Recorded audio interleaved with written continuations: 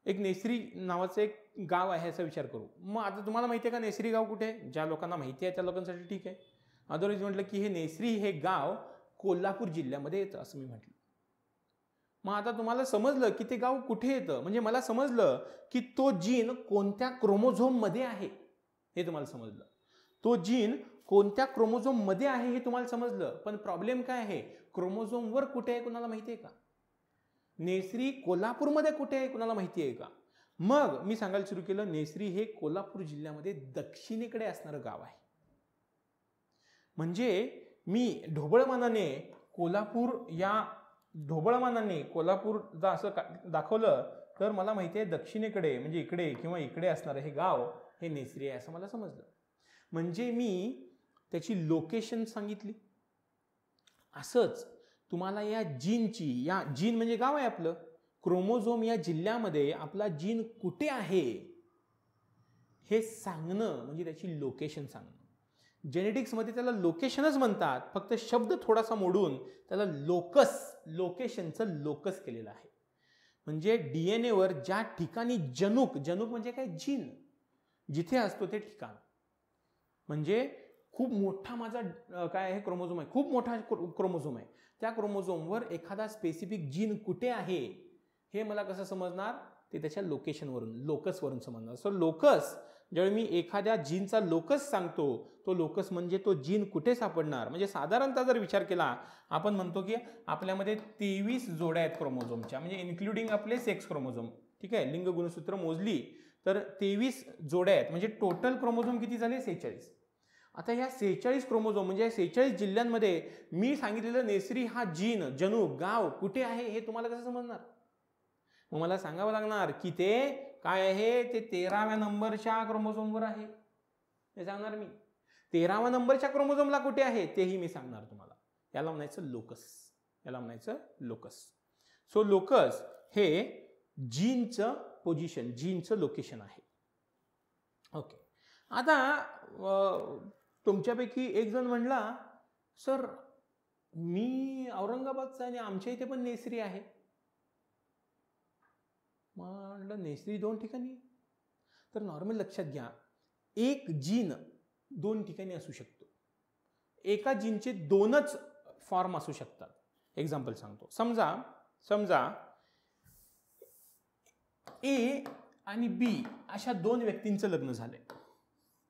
ए ही व्यक्ती खूप उंच आहे आणि बी ही व्यक्ती त्या मानाने खुजी आहे. मग कोण पती कोण पत्नी ते तुमच्यावर सोडू. ठीक आहे. आता यांच्या विवाहापश्चात जे मूल जन्माला आलं, हे मूल आपल्याला उंच झालेलं बघायला मिळतं. हे यांचा अपत्य याचा विचार करू, याचं नाव आपण सी टाकू. मग या सी ची उंची या बी मुळे आहे का? नाहीये. तुम्ही म्हणणार सर त्याची उंची या ए मुळेच आहे, कारण की ते उंच आहे. याच्यामध्ये उंचीसाठी असणारा जीन हा टी होता, याच्यामध्ये उंचीसाठी असणारा जीन हा स्मॉल टी होता. असे एकच काम करणाऱ्या जीनची 2 स्वरूप मिळाली मला. हे त्याच्या अपत्याला उंच करू शकतं, हे त्याच्या अपत्याला खुजं ठेवणार. म्हणजे याचा भाऊ कदाचित तुम्हाला खुजा दिसू शकतो. का नाही दिसू शकतो, कारण की याच्यामध्ये हा कॅपिटल टी जीन एक्सप्रेस नाही झालेला, त्याने काम नाही केलेलं. त्याच्यामध्ये हा छोटा टी, स्मॉल टी दुसऱ्या त्या जीनच्या दुसऱ्या स्वरूपाने काम केलेलं आहे. त्यामुळे कोणताही जीन आपल्यामध्ये प्रत्येक क्रोमोझोम हे 2 संख्येमध्ये सापडतात. म्हणजे पहिला क्रोमोझोम डबल आहे, दुसरा जोड्या म्हणतो ना आपण, जोडी. मग तुम्हाला सर एक्स तर डबल नाहीये. मुद्दा काय आहे, लिंग गुणसूत्र सोडली तर बाकी सगळे गुणसूत्र ही एक्झॅक्टली सेम आहेत, म्हणजे डबल आहे. लिंग गुणसूत्र फिमेल असेल तर XX आहेच ना, मेल असेल तर X आणि Y असतं, म्हणजे ती पण जोडीच आहे. Y का असतं तेही डिस्कस करू आपण काही वेळानंतर, तेही तुम्हाला समजेल. तर Yच का आहे आणि ते Yच नाव का दिलं आणि X का नाही दिलं वगैरे वगैरे आपण बघू थोड्या वेळा. तर आता आपण जो कन्सेप्ट सांगितला तो सांगितला तुम्हाला अलील. अलील म्हणजे काय, जनुकांचे विविध स्वरूप. म्हणजे कदाचित एखादं जनुक जर विचार केला तर एखादं जनुक आपण म्हणूया की तुम्हाला फेअर करतं, एखादं जनुक तुम्हाला तितकंसं फेअर करत नाही, म्हणजे याला कॅपिटल F म्हणूया आणि याला स्मॉल f म्हणूया. ठीक आहे, म्हणजे हे काय करतं, तुम्हाला फेअर करतं, हे तुम्हाला फेअर करत नाही असं म्हणता येईल. एखादं जनुक तुम्हाला उंच करतं, एखादं जनुक तुम्हाला उंच करत नाही. एखादं जनुक एक लांब सडक असं नाक तयार करतं, म्हणजे चांगलं नाक, मोठं लांब नाक तयार करतं, चांगलं म्हणण्यापेक्षा मोठं लांब नाक तयार करतं. आणि दुसरं त्याचाच दुसरा फॉर्म जो आहे तो छोटा एन आहे, जे चपटं आणि बुटकं, आपण नक्ट नाक म्हणतो ज्याला, तसं तयार करतं. मग कुणामध्ये कोणता जनुक, कोणता जीन काम करतो त्याच्यानुसार त्याच्यामध्ये तशी तशी स्वरूपं बघायला मिळतील तुम्हाला. त्यामुळे एकाच घरामध्ये, भावभावंडामध्ये आपल्याला काही विविधता बघायला मिळते, कारण की त्याच्यामधला कोणता जीन तिथे काम करतोय ते महत्त्वाचं असतं. तर असे जीन्सचे जे वेगवेगळी स्वरूपं आहेत, त्या वेगवेगळ्या स्वरूपांना आपण काय म्हणतोय, अलील म्हणतोय. हे अलील्स आता आपण जे दाखवले होते ते अलील्स होते. हे आता आपण जे इथे तुम्हाला दाखवले होते हे अलील्स होते. हा अलील तुमच्या रंगांसाठीचा आहे, हा उंचीसाठीचा आहे, हा नाकासाठीचा आहे, असे वेगवेगळे अलील्स आहे. ठीक आहे, आता बघूया आपण एक्झॉन्स आणि इंट्रॉन्स. सध्या एक्झॉन्स इंट्रॉन्स हे थोडंसं मी बाजूला ठेवतो, ते लगेच घेत नाही. ठीक आहे, त्याच्या पुढे जाऊया. ट्रान्सपोसॉन्स. ट्रान्सपोसॉन्स हे समजण्यासाठी आपण एक एक्झाम्पल देऊया. एक्झाम्पल काय देऊया आपण, समजा तुम्ही शाळेमध्ये होता, प्रत्येकाची जागा बहुतांश वेळी फिक्स होती असं विचार करू. मग तुमच्या डोक्यात नाही नाही सर, आमची जागा फिक्स नव्हती, आम्ही आपलं बॅक बेंचर्स होतो. काही लोक हुशार असतात, ते पुढे बसतात, आम्ही आमच्यासारखी लोक ही पाठीवर बसायची. आणि पाठीवर बसणाऱ्यांची जागा फिक्स नसायची, पुढे बसणाऱ्यांची जागा फिक्स असायची. का? कारण की पुढे नॉर्मली कोण बसायला जायच नाही, त्यामुळे त्यांची जागा फिक्स असायची. आणि काही लोक जी असतात ते पाठीमागे येतात, पहिला येतोय तो आपली कोपऱ्यातली जागा घेतोय. त्यामुळे तुम्हाला बघायला मिळतंय की पाठीमागे मुलांची पोझिशन जी आहे चेंज होते. आज हा इथे आहे, उद्या तिथे आहे. तसंच या तुमच्या क्रोमोझोमवर, डीएनएवर सिक्वेन्स, एक शब्द ऐकून घ्या. सिक्वेन्स म्हणजे काय? सिक्वेन्स म्हणजे हा कोड. ठीक आहे, हा कोड. मग हे AGGTCC असा काहीतरी कोड जो आहे याला सिक्वेन्स म्हणतात, याला सिक्वेन्स म्हणतात. ठीक आहे, ATC काही पण लिहितोय मी सध्या, मी काय लॉजिक लावत नाहीये, काही पण लिहितोय मी सध्या, असं काहीतरी. हा सिक्वेन्स झाला. ठीक आहे, आता समजा सेल डिवाइड झाली आणि एका सेलपासून 2 सेल तयार झाल्या, म्हणजे त्याच्यामधले डीएनए पण रिप्लिकेट होणार, म्हणजे डीएनएची पण कॉपी तयार होणार. आपण विचार करू, साधारणतः असा कोड मला 15व्या क्रोमोझोमच्या सुरुवातीला बघायला मिळाला होता. 15व्या क्रोमोझोमच्या सुरुवातीला मला असा कोड बघायला मिळाला होता, असा विचार करूया. पहिल्या सेलमध्ये ज्यावेळी ही सेल डिवाइड झाली त्यावेळी माझ्या लक्षात आलं की हा कोड हा सुरुवातीला नसून तो पुढे गेलेला आहे. असं होऊ शकतं का? असं होऊ शकतं. म्हणजे डीएनए मधले जे कोड आपली जागा बदलतात ना, त्यांना ट्रान्सपोसॉन्स म्हणतात. असं का होतं? कारण की ते आपली जागा बदलू शकतात, पण का बदलतात त्याचं काहीच एक्सप्लेनेशन नाही आहे. ते बदलतात जागा, ते जागा बदलतात. बरं, यांना पण खूप महत्त्व आहे. यांना घेऊनच आपण काय करू शकतो, जनुकीय बदल घडवून आणू शकतो ट्रान्सपोसॉन्सना घेऊन. ठीक आहे, ते आपण बघत जाऊ. ज्यावेळी आपल्याला ते एक्सप्लेन करायचं त्यावेळी आपण बघू. सध्या एवढे छोटे छोटे पॉईंट बघा. हे पॉईंट खूप महत्त्वाचे आहेत. हे जर तुम्हाला समजले ना तर बायोटेक्नॉलॉजी खूप सोपं आहे. बायोटेक्नॉलॉजी खूप सोपं आहे. ट्रान्सपोसॉन्सची जागा सेम असते की बदलते. कधी एकाच क्रोमोझोममध्ये का नाही, डिवाइड झालं की दुसऱ्या सेलमध्ये जागा बदलते. ठीक आहे, त्यामुळे डीएनएवरील असा सिक्वेन्स जो जनुकीय संचांमध्ये आपली जागा बदलू शकतो त्याला काय म्हणतो आपण, ट्रान्सपोसॉन्स. ओके, दुसरा कन्सेप्ट आहे मायक्रोसॅटेलाइट्स. मायक्रोसॅटेलाइट्स हा पॉइंट समजण्यासाठी आपण अजून एक एक्झाम्पल घेऊ. समजा मी पुणे ते सोलापूर, पुणे ते कोल्हापूर मी जातोय. पुणे ते कोल्हापूर जात असताना साधारणतः 5 टोल नाके लागतात असा विचार करू. पहिला टोल नाका लागतोय खेडेशिवापूरचा, दुसरा टोल नाका लागतोय काय आणेवाडी, आय गेस आणेवाडीचा, तिसरा लागतो तासवडेचा, चौथा लागतो किनी. 4 लागतात, आय गेस 4 लागतात. ठीक आहे, हां 4 लागतात. सो आता विचार करा, इथून कोल्हापूरला जात असताना पहिला टोल नाका लागतो खेडेशिवापूरचा, दुसरा लागतो आणेवाडीचा, तिसरा लागतो तासवडेचा आणि चौथा लागतो किनीचा. मी इथे नावं लिहितोय. काय संबंध आहे यांचा तुम्हाला समजायला सुरू होईल. पहिला लागतो खेडशिवापूर, दुसरा लागतो आनेवाडी. काही नावं कदाचित माझी चुकली असतील तर ते सोडून देऊ आपण.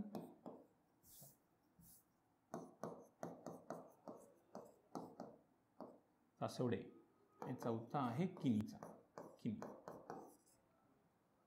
आता समजा एखादी व्यक्ती पुणे ते कोल्हापूर खूप रेग्युलर बेसिसला जाते. दर आठवड्यातून एकदा पुणे ते कोल्हापूर फेरी मारते. गेली 5 वर्ष ती असंच करते. आणि ही व्यक्ती पुण्यात गाडीत बसली बसमध्ये आणि ती झोपली आणि तिला जाग आली तर ती एका टोल नाक्याला होती. तर ती एवढा प्रवास करते, तिला तो टोल नाका समजणार आहे की अरे हाच तो टोल नाका आहे. तो काही असलं तरी तो टोल नाकाच आहे ना. हे काही नावं जरी वेगळी असली तरी ही नावं आपण त्यांच्या जवळच्या गावावरून लिहिली आहेत, पण तिथे काय आहे, टोल नाका आहे. असाच तुम्ही क्रोमोझोममध्ये DNA मध्ये जर पाहिलं तर ठराविक वेळेनंतर काही सिक्वेन्स रिपीट होतात. तेच सिक्वेन्स दिसतात तुम्हाला काही वेळानंतर. म्हणजे समजा हा DNA आहे, हा जर DNA आहे तर तुम्हाला या DNA वर ठिकठिकाणी सेम सिक्वेन्स दिसणार, सेम एक्झॅक्टली सेम. अशा रिपीट होणाऱ्या सिक्वेन्सना, म्हणजे त्यांची साईज वगैरे हे हाताने काढले त्यामुळे त्यांची साईज वगैरे वेगळी आहे, ते सोडून द्या. अशा रिपीट होणाऱ्या सिक्वेन्सना आपण काय म्हणतोय, मायक्रोसॅटेलाइट्स म्हणतोय. त्यांची पुनरावृत्ती होते, ते रिपीट होत राहतात. अशा रिपीट होणाऱ्या सिक्वेन्सना आपण काय म्हणतोय, मायक्रोसॅटेलाइट्स म्हणतोय. ठीक आहे. परत मुद्दा बघूया. ट्रान्सपोसन्स काय होते, जे आपली जागा बदलू शकतात. मायक्रोसॅटेलाइट्स काय, जे रिपीट होऊ शकतात. मग यांचं महत्त्व काय, हे मायक्रोसॅटेलाइट असल्यामुळेच DNA फिंगरप्रिंटिंग शक्य झालेलं आहे. एखादी व्यक्ती, तिचं पालक यांची ओळख पटवणं शक्य झालेलं आहे. रक्ताची नात्यातल्या व्यक्तींची ओळख पटवणं शक्य झालेलं आहे. मृतदेहाची ओळख पटवणं शक्य झालेली आहे. DNA फिंगरप्रिंटिंग या मायक्रोसॅटेलाइटमुळे शक्य आहे. कसं ते आपण DNA फिंगरप्रिंटिंगमध्ये डिटेलमध्ये बघू. ठीक आहे. ट्रान्सपोसॉन मात्र आपली जागा बदलतात. असा सिक्वेन्स आहे जो आपली जागा बदलतोय. याच्यामुळे काय शक्य आहे, जेनेटिक इंजिनिअरिंग शक्य झाले म्हणतोय मी. तेही आपण जेनेटिक इंजिनिअरिंग या टॉपिकमध्ये डिटेल बघूया. आता हे न्यूक्लिओझोम्स बघा. सोमचा अर्थ आहे बॉडी. सोमचा अर्थ आहे बॉडी. न्यूक्लिओचा अर्थ आहे न्यूक्लियस. न्यूक्लिओचा अर्थ आहे न्यूक्लियस. ओके. तर तुम्हाला समजेल DNA आणि हिस्टोन प्रथिन, मगाशी सांगितलं होतं ना, DNA आणि हिस्टोन क्रोमॅटिन फायबर. DNA आणि हिस्टोन प्रथिनयुक्त DNA पॅकेजिंगचे मूलभूत एकक न्यूक्लिओझोम हे क्रोमॅटिनचे पुनरावृत्ती होणारे घटक होय. म्हणजे हेच काय, हे क्रोमॅटिन फायबरचा पार्ट्स आणि पार्सल्स आहे. क्रोमॅटिन फायबरचे पार्ट्स आणि पार्सल्स आहेत. त्यालाच आपण काय म्हणतोय, न्यूक्लिओझोम म्हणतोय. क्रोमॅटिन बघूया आपण. क्रोमॅटिन कशाने बनलंय बघा, DNA, RNA आणि प्रोटीन. मी तर मगाशी RNA सांगितलं पण नव्हतं. नॉर्मली आपण कन्सिडर करतो, नाही करत. RNA न्यूक्लिअर RNA आहे ना, न्यूक्लिअर RNA आहे तो. न्यूक्लिअर RNA पण येतो त्याच्यामध्ये. ठीक आहे. स्मॉल न्यूक्लिअर RNA, SNRNA आपण ज्याला म्हणतो. पण त्याला सध्या घ्यायला नको. सध्या मला महत्वाचं आहे DNA आणि प्रोटीन. पण त्या DNA, RNA आणि प्रोटीन तिन्ही असतात, ही माहिती पाहिजे तुम्हाला. यांनी बनलेला क्रोमॅटिन आहे. आणि क्रोमॅटिन केवळ आणि केवळ दृश्य केंद्रकी पेशींमध्ये सापडतो. म्हणजे कुणामध्ये सापडतो, तुम्हाला लक्षात असेल मी बॅक्टेरियाला क्रोमोझोम शब्द वापरला, क्रोमॅटिन शब्द वापरला नव्हता. व्हिडिओ तुम्ही पाठीमागे जाऊन बघा. मी बॅक्टेरिया एक्सप्लेन करताना क्रोमोझोम शब्द वापरला होता, क्रोमॅटिन शब्द वापरला नव्हता. का, कारण की बॅक्टेरियासाठी क्रोमॅटिन हा शब्द वापरता येत नाही. हा फक्त आणि फक्त युकॅरियोटिक्स म्हणजेच दृश्य केंद्रकीय पेशींसाठीच वापरता येतो. हा प्रोकॅरियोटसाठी वापरता येत नाही. ठीक आहे. आता क्रोमॅटिन आणि क्रोमोझोम मधला फरक बघूया. हा फरक समजण्यासाठी तुम्हाला अजून एक एक्झाम्पल सांगतो. समजा ए नावाचा एक मुलगा आहे. MPSCचा अभ्यास करणारा मुलगा आहे. अतिशय हुशार पद्धतीने, अतिशय मन लावून हा MPSCचा अभ्यास करतो. पण हा जरासा वेंधळा आहे. वेंधळा म्हणजे वेडा नाही बरं का. वेंधळा म्हणजे काय, त्याच्या गोष्टी अस्ताव्यस्त पसरलेल्या असतील. त्याच्या रूममध्ये शिस्त बघायला मिळणार नाही, असं आहे. ठीक आहे. तर तुम्ही याच्या रूममध्ये गेला तर तुम्हाला काय बघायला मिळणार, तुम्ही याच्या रूममध्ये गेला तर याच्या रूममध्ये तुम्हाला गोष्टी इकडे तिकडे पसरलेल्या बघायला मिळणार. इकडे तिकडे पसरलेल्या बघायला मिळणार. पण विचार करा, हा खूप हुशार आहे, मगाशी आपण सांगितलं, हा खूप मन लावून अभ्यास करतो, याच्या नोट्स अत्यंत चांगल्या असतात. त्यामुळे क्लासमधली एक मुलगी म्हणाली, तुझ्या नोट्स मला देतोयस का? तो म्हणला की माझ्या नोट्स रूमवर पडले, मी काय आणलं नाही. ती म्हणली चल मग मला तू नोट्स दे, मी घेऊन जाते. आता याची पंचायत झाली, कारण की अशी आता एखादी मुलगी आपल्या रूमच्या दारात येऊन उभारणार म्हणजे मग तिने जर रूममध्ये वाकून बघितलं तर मग आपली फजितीच होणार. मग अशा वेळी हा म्हणतो तू जरा थांब, मी आलो. आणि हा जाऊन काय करतो, या सगळ्या वस्तू व्यवस्थित लावतो. तसंच आपला DNA आहे. DNA एरवी जर आपण पेशीचा विचार केला,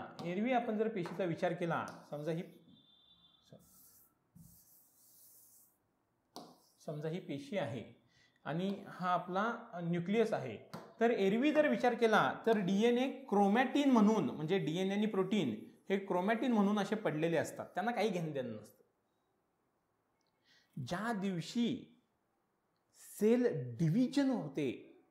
डिव्हिजन होणार आहे, आता हा बघा, हा धागा घेतो आणि हा धागा मी व्यवस्थित असा काय करायला सुरू केला, पॅक करायला सुरू केला. असा धागा हा मी व्यवस्थित पॅक करायला सुरू केला. तर हा धागा तुम्हाला एका विशिष्ट फॉर्म मध्ये तयार झालेला बघायला मिळतो.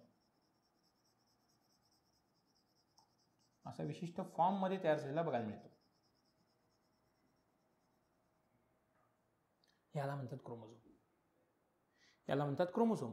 So chromosome is nothing but neatly packed chromatin material. Neatly packed, neat म्हणजे काय, अगदी सुव्यवस्थित सुंदर असं neatly packed chromatin material. Chromosome हे केवळ आणि केवळ पेशी विभाजनाच्या वेळी बघायला मिळतो. पेशी विभाजन झालं की तुम्हाला सेलमध्ये क्रोमोझोम बघायला मिळणार नाही. तुम्हाला सेलमध्ये काय बघायला मिळणार, सेलमध्ये तुम्हाला बघायला मिळणार क्रोमॅटिन मटेरियल, क्रोमॅटिन फायबर. ज्यावेळी डिव्हिजन होणार आहे त्यावेळी तुम्हाला काय बघायला मिळणार, क्रोमोझोम बघायला मिळणार. एकदा का सेल डिव्हिजन झाली, क्रोमोझोम असा अस्ताव्यस्त पसरलेला आहे, DNA असा अस्ताव्यस्त पडलेला तिथे. नंतर लग्न बिग्न करायची वेळ आली, सेल डिव्हिजन म्हणजे लग्न ना, एकाचे 2 होणार होतात. मग छानपैकी कोट शेरवानी बिरवानी घालून त्याचं काय होतं, क्रोमोझोम होतं. ठीक आहे. आता X आणि Y क्रोमोझोमची मजा बघू. समजा मी तुम्हाला सांगितलं की एक लोकरीचा धागा असा रूममध्ये अस्ताव्यस्त पसरलेला आहे, त्याला व्यवस्थित गुंडाळून ठेवा. मग तुम्ही काय केलं, या धाग्याला असं व्यवस्थित गुंडाळायला सुरू केलं. या धाग्याला असं गुंडाळायला सुरू केलं तुम्ही. ठीक आहे, असं गुंडाळलं या धाग्याला. ठीक आहे, या धाग्याला असं गुंडाळलं.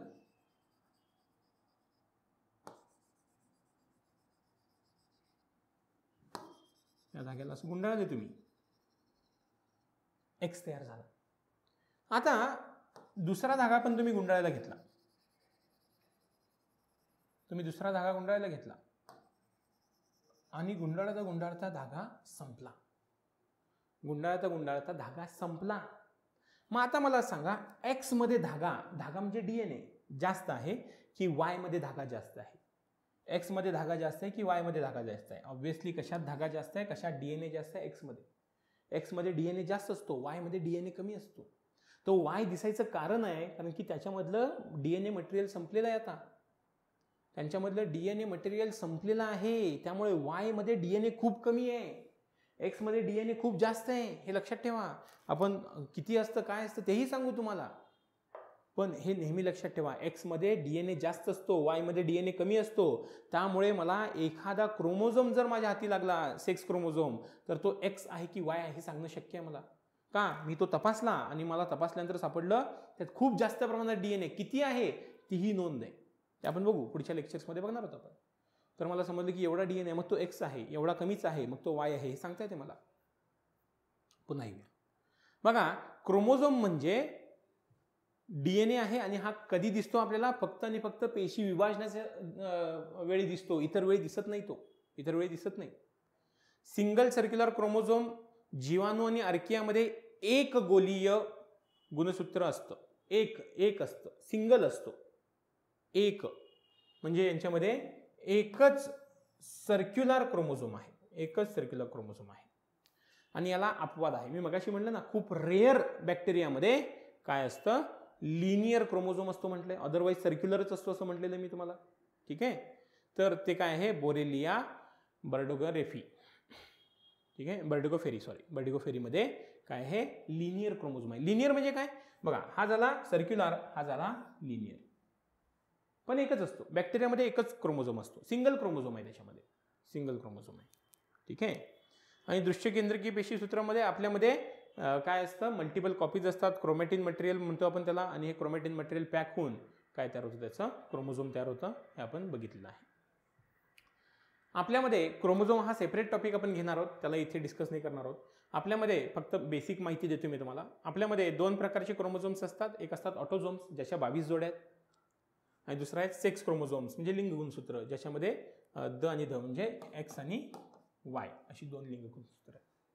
मग आतापर्यंत आपण काय काय बघितले बघा, न्यूक्लिओटाइड्स. न्यूक्लिओटाइड कशाने बनलेले आहेत, फॉस्फेटने बनलेले आहेत. न्यूक्लिओटाइड कशाने बनलेले आहेत, फॉस्फेटने बनलेले आहेत, प्लस फॉस्फेटने बनलेले आहेत, प्लस त्यांच्यामध्ये काय आहे, शुगर आहे, प्लस त्यांच्यामध्ये काय आहे, नायट्रोजन बेस आहे, प्लस त्यांच्यामध्ये काय आहे, ठीक आहे इथेच लिहिलंय, नायट्रोजन बेस आहे.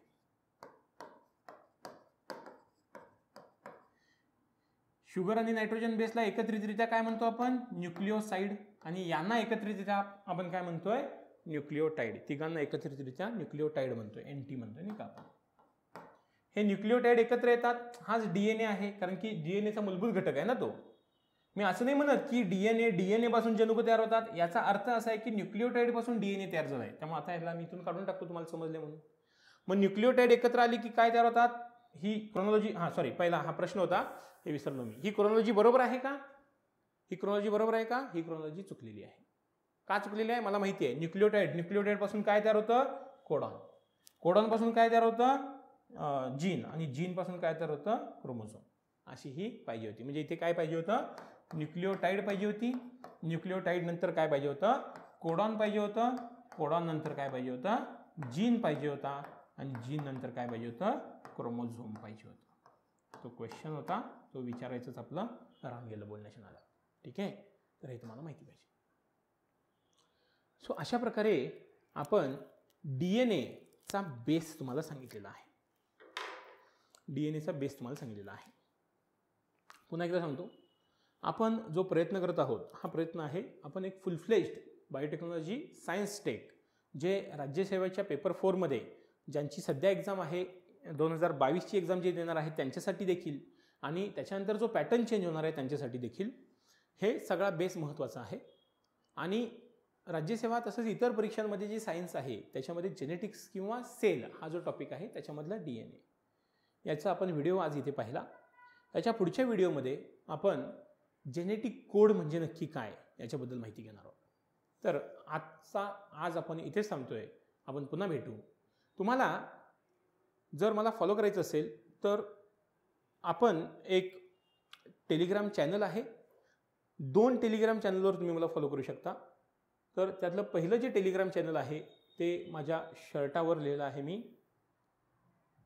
तर पहिलं जे टेलिग्राम चॅनल आहे ते आहे डॉक्टर पवार्स ॲम्बिशन अकॅडमी नावाने.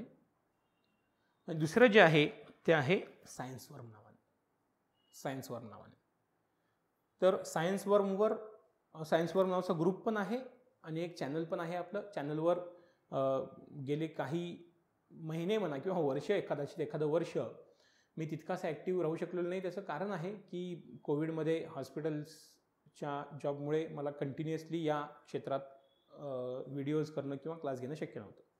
पण आता पुन्हा आपण त्या ग्रुपवर, त्या चॅनल्सवर कंटिन्युअसली कंटेंट अपडेट करणं, अपलोड करणं हे करत राहणार आहोत. डॉक्टर पवार्स ॲम्बिशन अकॅडमी हे चॅनल आहे. हे चॅनल टोटल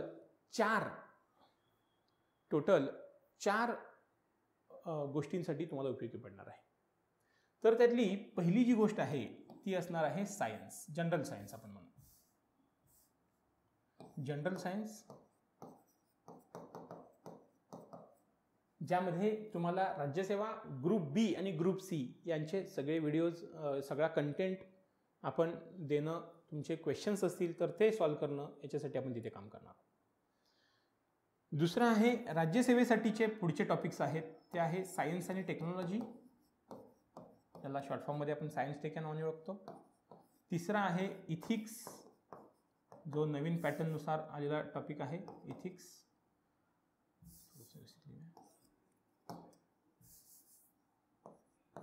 तिसरा जो आहे तो आहे इथिक्स.